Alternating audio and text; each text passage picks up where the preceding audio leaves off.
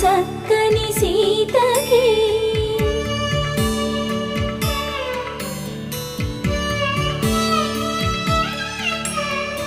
ఎర్ర జాబిలి చేయి రాముడేడని అడుగుతుంటే